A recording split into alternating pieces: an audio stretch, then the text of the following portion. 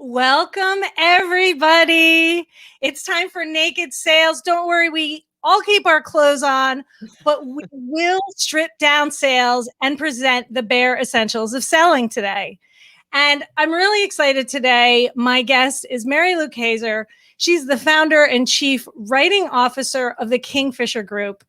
And Mary Lou is the writing mentor for today's most discerning business owners and professionals. She believes that good writing means good business because words drive action, people. That is the truth. Her best-selling books, popular podcast. Yes, she's a host of a podcast too, Play Your Position. So check it out. It's a leadership podcast. It's awesome. And experiential workshops are grounded in this belief that words drive action. So, and she has a fun and spirited perspective on how to do work you love with people you like the way you want, which is awesome, right? Who doesn't want that? And when Mary Lou isn't helping people get more out of their writing, she enjoys hiking in the Columbia River Gorge, riding her mountain bike, and laughing as often as she can with her family and friends. One of the reasons I love Mary Lou so much. And today she actually has a freebie too that's going to help you with your writing for sale. So we'll get to that later, but she's bringing a wealth of information today to us all about writing. So Mary Lou, hello and welcome. So glad to have you here. Hello, Chris. Thank you so much. I'm so excited to have this conversation. It's important in a world that sometimes feels all visual. We need to remember that words are at the foundation of everything. Right. And there's not a lot of time spent on the importance of the skill of writing for sales. In fact, we spend a lot of time focusing on words and sales in relation to SEO and marketing messages. And that's something we're really not going to talk about today. We're going to talk about writing to help you grow your sales. Better writing equals better sales in all the other ways that writing presents itself in a sales environment. And believe me, it does. And to everybody that's joining us live today, feel free to join us in the chat, say hi in the comment section, post your questions, your thoughts, whatever it is. We'd love to hear from you as we move through this conversation. So let's talk about how better writing can lead to better sales. So Mary Lou, why don't you kick us off on that? What are your thoughts on that? Why should people even care about writing when it comes to sales? Well, people should care about writing and sales today because, first of all, the world is now social and social is conversational. And how do we start conversations on social? We start with writing. We put out a post. We write an article. We might blog. Even with podcasting, which is a popular medium, and people think, well, that's talking. Well, it is, but it starts with planning in writing because we're communicating our message, our value. You know, who are we? That's the one thing that anybody who wants to do business with you wants to know right out of the gate. Who are you, right? And why should I care? And so what you write should reflect that. It's not something that you just pop off because, oh, I need to post something today. It really comes down to thinking about, you know, again, who are you? What is your business about? What are your products and services about? And at the end of the day, people do business with people they know, like, and trust. And that's become a cliche, but it's true. It's really, really true. Yeah. And social is a big piece of how we work today, but there are many other aspects of sales where writing is important, right? Our first email, our LinkedIn message, the proposal, all have writing components to it. And you just mentioned how people, you know, like to do business that they trust. And what I think many don't realize is writing can be our first impression. We don't often get to have this face-to-face interaction or video-to-video interaction, whatever it is these days, right away, right? We are usually reaching out through a written form of communication, and that writing reflects on us. And I know when I've been a sales manager and sales director, I've worked with some amazing salespeople and then saw their writing. And they were amazing at what they did. They knew the product, they could service the client, they knew how to serve, they brought value, all that great stuff that we talk about. But if you looked at some of their initial writing, you never would have known that about them. And as a first impression, they might not have gotten through the door the way that they should have based on how they might have been perceived, right? So yeah, writing it's true. can I mean, affect your it sounds, success. it does, because we do judge each other. And I'm sure there are people watching today where you may have received a message yourself that had some typos or some grammar that wasn't correct, and you formed an impression, whether it was conscious or not. These things do matter. And we do communicate in the sales cycle a lot in words. I know I can't think of one client that I've worked with over the years where writing to get to the sale, to actually sign that proposal and have the letter engagement inked, did not have a series of written communications that led up to that, the back and forth. And you mentioned the sales proposal. Depending on your business, these can be long documents. And I understand that, in the B2B market, you're going to have probably a legal team that's going to look over some things. But on the initial getting to know you, do we want to even consider working together? This is your chance to showcase, again, who you are, what's in it for the person who is going to decide to work with you. And then what are they going to have to do to get what's in it for them? And writing is going to be a big part of that back and forth. Yes. This is awesome. We have a lot to get through. I think some people might think writing and sales. Believe me, I've got a lot to talk to Mary Lou about. I've got a bunch of questions for her, and it just never seems like it's enough time. I'm looking at the clock already.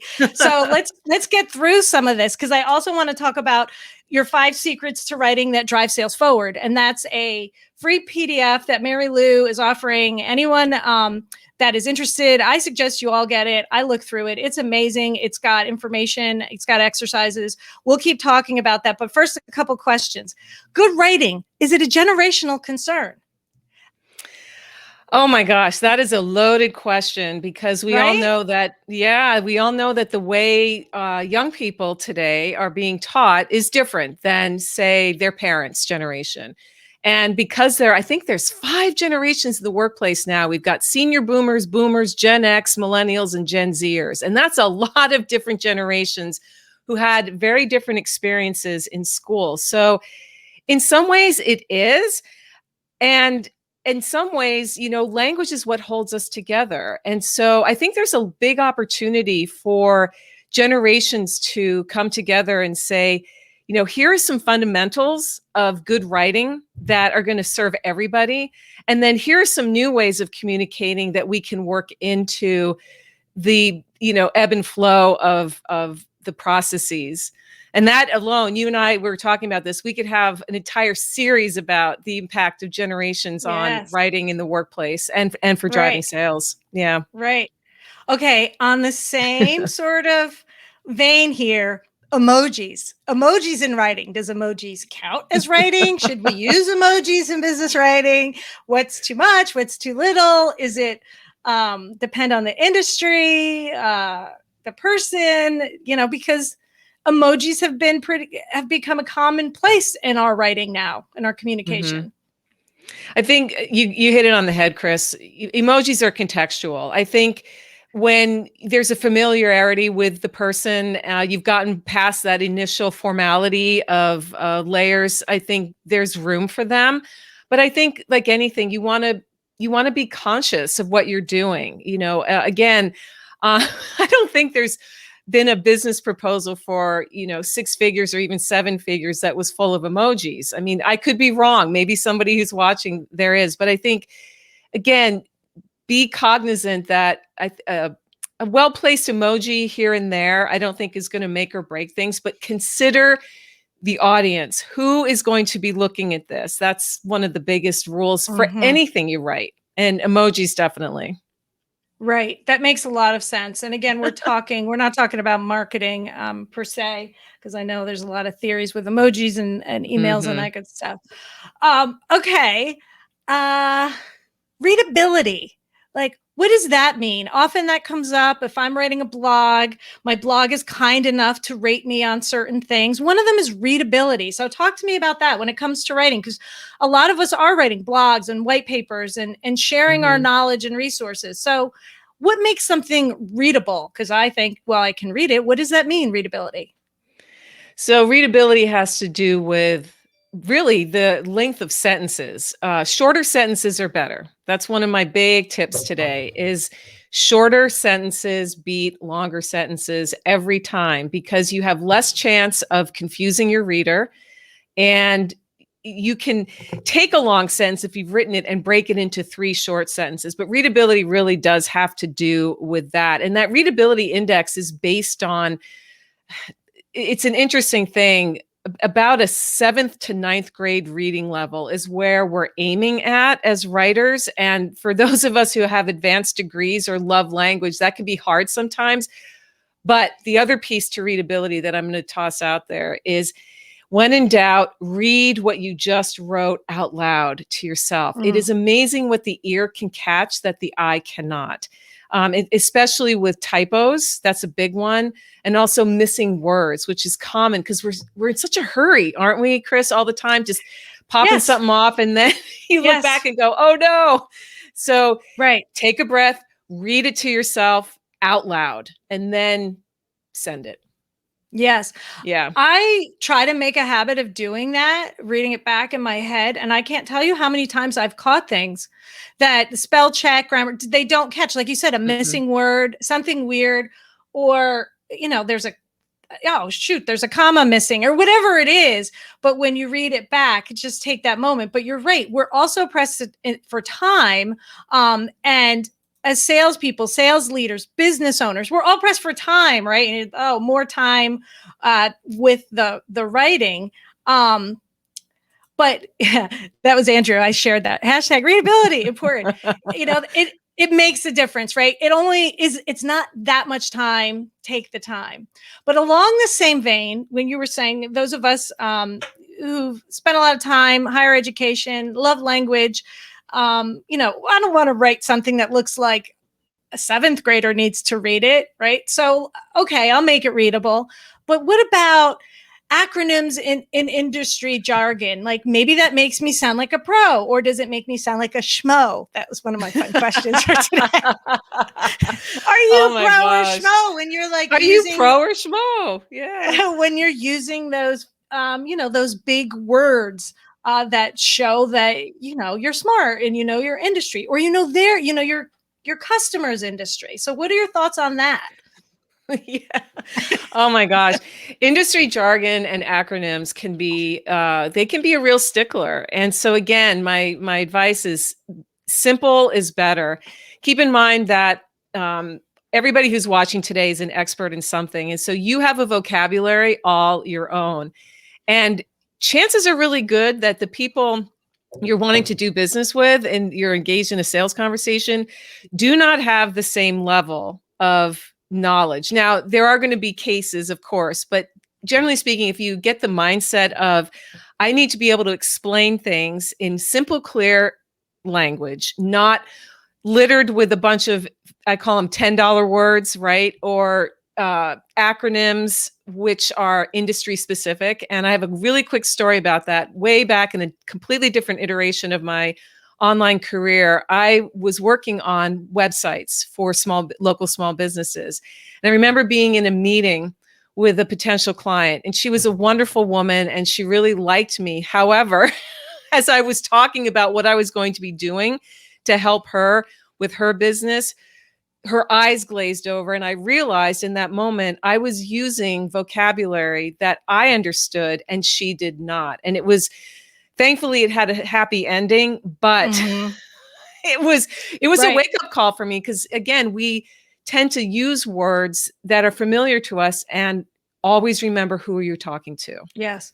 And what I found too, working with clients and, presenting to a room full of people is, look, none of us want to appear stupid or not in the know. So there are a few people that'll raise their hand and say, hey, slow down. What are you talking about? Or what does that mean? But many people do not, because they don't want to appear stupid. Right. And Right. so they can be missing really important parts of information you're trying to share if you're not aware of the audience. We're back to, again, who are you speaking to, and is your language appropriate? And certainly in the written word, right? So you were able to pick up on a social cue and kind of see that woman start to look confused, which is great when we're face to face. But if I'm sending an email, a presentation, a proposal, if someone's reading a white paper, I don't get the benefit of looking at their face and realizing that I've gone in too deep. I've used too many $10 words or acronyms. So more great advice. Okay, so let's talk about, we talked about short sentences. How can you control the tone and meaning of your writing, right? Because we've all been in that situation where we were either in the receiving end, or we sent something, we meant it a certain way and it got taken a different way. And the same words can be interpreted different ways. How do we manage tone in our writing? Yeah, that is one of the hardest things to do, but it is manageable. And it comes down to, again, read what you've written out loud, and find somebody that you can share what you're writing, bounce it off of somebody before you send it. Again, we tend to get in a hurry, and when you slow down long enough to think about, what am I saying here? How could this be interpreted? Let me get a second or third opinion. Yes, it may take you a little bit more time, but you then save yourself from having the potential of somebody misinterpreting what you said because you ran it by somebody else. And again, there are certain things we cannot control. We can't control what somebody else thinks. But one piece of advice is never, ever send something in all caps or write something in all caps, because that's the big joke. It sounds like you're shouting. Also, another thing is, don't use exclamation points in your professional writing. They just don't have a space. It's kind of like, you're not emphasizing that you need to do business with me, right? It becomes this sense of, I'm just thinking of an episode I really in love Seinfeld. You! Exclamation point, right? Please buy from me.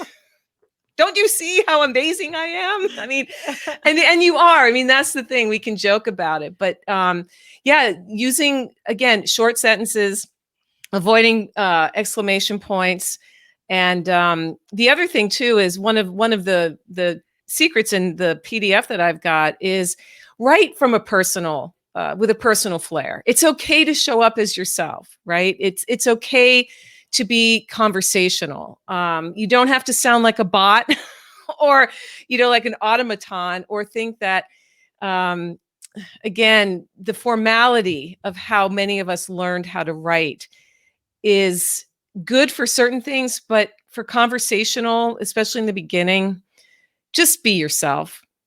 It's okay to show up as yourself in your writing. Ooh, I love that.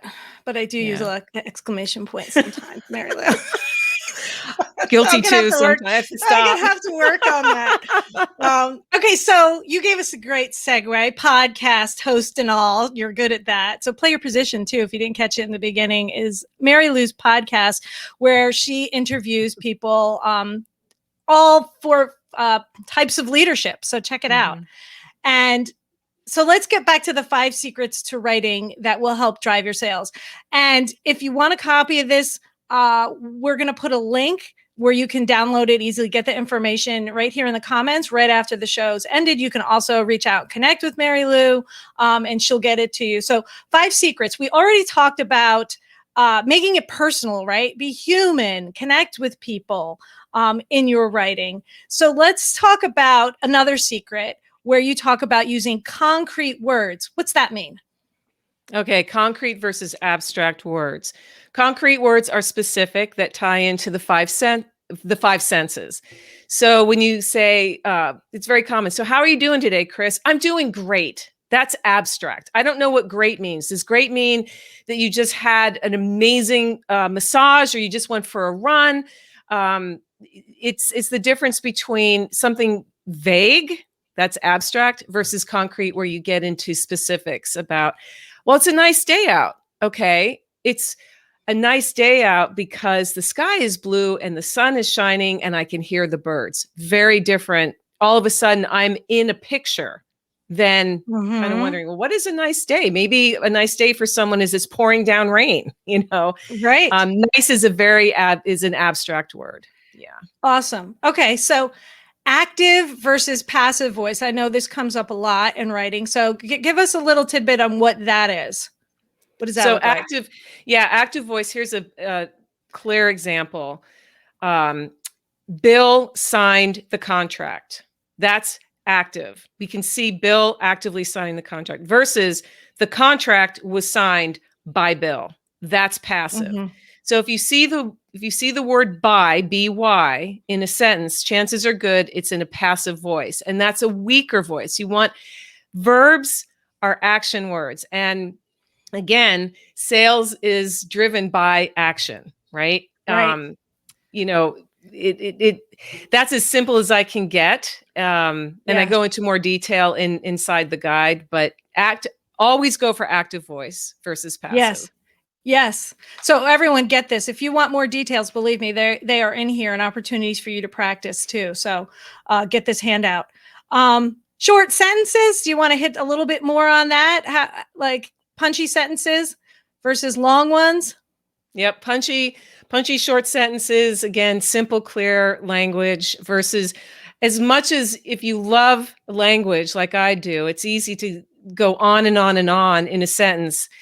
If the sentence is more than, means for people who like numbers, keep them to 5, 7, maybe 9 words. If you start getting into the 12, 15, 20 words in a sentence where there's a lot of commas or connecting words like ands, ors, or buts, B-U-T, then chances are good you can Naked chop that. sales. Right. Naked sales. Strip it down. Strip it down. I do want to give a shout out to Andrew. I thank you for showing up today. I know, you're big on communication too. And, short, punchy. For whatever reason, our brains just respond to that. Okay. All right, good. We covered a lot on the clock. I keep watching that clock because there's just so much we could talk about. But what can someone do to become a better writer? So they'll download this resource from you. Great. They're realizing, hey, I'm not doing all these things. Maybe that I should. I'd like to see my sales increase. I'd like to have people perceive me better based on my writing. So what are some things that I can do to become a better writer? Well, the most obvious one is just write. Develop a writing practice. It doesn't have to be hours at a time. Give yourself a goal. Start with, I'm going to write for 10 minutes every day, just free writing, whatever's in your head, just to put into practice, and write with pen and paper. I know it's so easy to be tempted to just jump on the laptop, open the tablet, pull out your phone. And I do these things too, but there is scientific research that shows we become better writers and we become better thinkers when we put pen or pencil to paper and capture what's in our head. Remember, no one else is going to see that. You're not putting that out on LinkedIn or dumping it into your next email. It's really for your eyes only, but it does reinforce the way you sound, your tone, your voice, how you put sentences together. So it's like anything. If you want to get stronger muscles, what do? You go to the gym. You can't get stronger muscles sitting on the couch eating potato chips all day. You can't become a better writer just thinking about becoming a better writer. And the second tip is read. Read as much as you can and read good writing. Find 5 people that you love their books or you love what they post in the socials. maybe you follow their blog and read them religiously, because when you read, you start to, again, understand rhythm of language. You start to see how ideas are put together.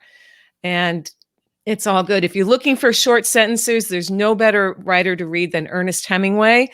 That man mastered the short sentence. Tremendous, tremendous writer. And you may think, well, he wrote fiction. What does it have to do with sales? It has to do with language and learning how to write short sentences. Yeah. Yeah. Thank you. This has been amazing. You've provided us with a wealth of tips. So I hope everyone took some notes with pen and paper and have some things to go back and practice or think about or reevaluate based on our conversation today. So I'm going to ask you to tell us how people can find you, connect with you. I know you have the link you can spell out for everybody to get this PDF that you created to help them become a better writer so they can become better at sales. So Mary Lou, how can people reach you, find you, get all this good stuff? Right here on LinkedIn. Look me up, connect with me. Would love to connect. Also, you can go to my website, which is maryloukayser.com/naked. NAKED. That's maryloukayser.com/naked to get the guide. But yeah, reach out to me here on LinkedIn. I spend a lot of time in the LinkedIn ecosystem and love chatting, interacting with people, getting to know what's going on for you. You know, what questions might you have? I'm what you see is what you get with me. Yeah. Love it. Love and you connecting. can check Mary Lou at a Player Position podcast too. And that's on all the major sites where you download your podcast. So you can listen to Mary Lou as well and her amazing guests that she has on all the time. Mary Lou, it has been awesome having you. Thank you so much. And for shedding light on a skill that I think is often overlooked in sales, especially since we're now becoming more techie and AI and really cool. We still need to be good writers to be effective at our jobs. And I'm so happy that you came on with me today to share your insight and tips and tricks for us so that we could do that. So thank you so much for being on Naked Sales with me today. Thank you, Chris. This is awesome. I love what you're doing with this. Well, and thank you everyone that joined us. The replay will be streaming soon after, and we'll get that link over to you. So thanks everyone. Bye. Have a great rest of your week.